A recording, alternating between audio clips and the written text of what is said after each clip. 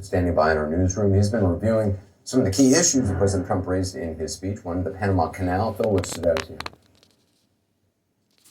Yeah, Anderson, I think what's so striking is we have seen a number of statements from leaders, and on some level, they're kind of formulaic at this point. Everyone, friend or foe or somewhere in the middle, is kind of congratulating the president, wishing him good luck. Even Justin Trudeau of Canada, who has been challenged by President Trump, mocked on some level as well, has issued a statement saying that while he wants to work together, it is an important relationship and he wishes him the best. One president has not, and that is the president of Panama, Jose Raul Mulino, putting out a statement in response to this from President Trump. Take a listen.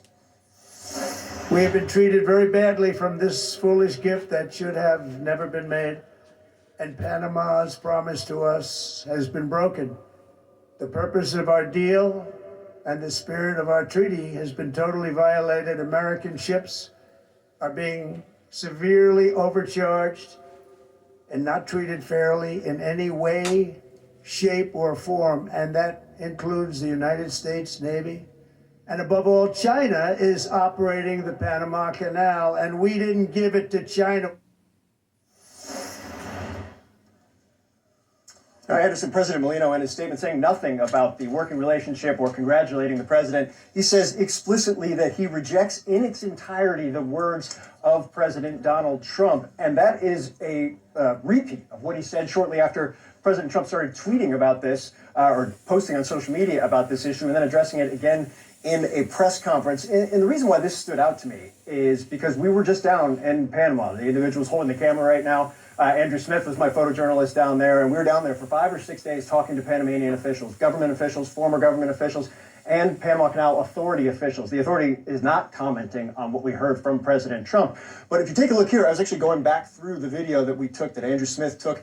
That's the deputy administrator walking through, and what she did, and what we also heard from officials throughout the course of our travels down there, and we witnessed ourselves as we went to the canal. The Chinese government, the Chinese Communist Party, not running the canal, not operating it. There are no signs and no evidence that the U.S. is being disproportionately harmed by any rate increases. Rates certainly have gone up over the course of the last several years, but they have not been any different than the rates that other flagged countries have gotten. The U.S. Navy, same situation that they're dealing with. And so the issues that you heard President Trump lay out in that speech very specifically are issues that on their face are not accurate. And what we found throughout the course of our travels down in Panama and in talking to officials of the Panama Canal, Anderson, was a combination of frustration and confusion. They were hopeful that once President Trump took office, perhaps the rhetoric would shift, the hyperbole would shift, and there would be some type of engagement. They figured he wanted something. They just didn't know exactly what it was. And I think what you saw today, and with this response that we've gotten from President Mulino,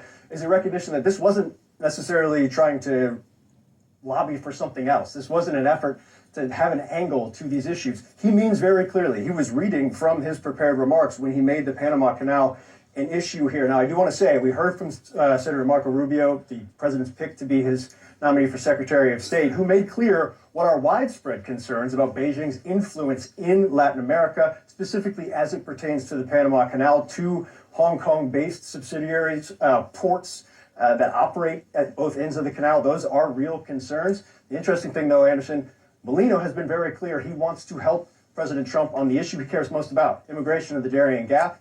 We'll see how this goes forward, but certainly not what Panamanian officials wanted to hear. Yeah, Phil Matterline, thanks very much.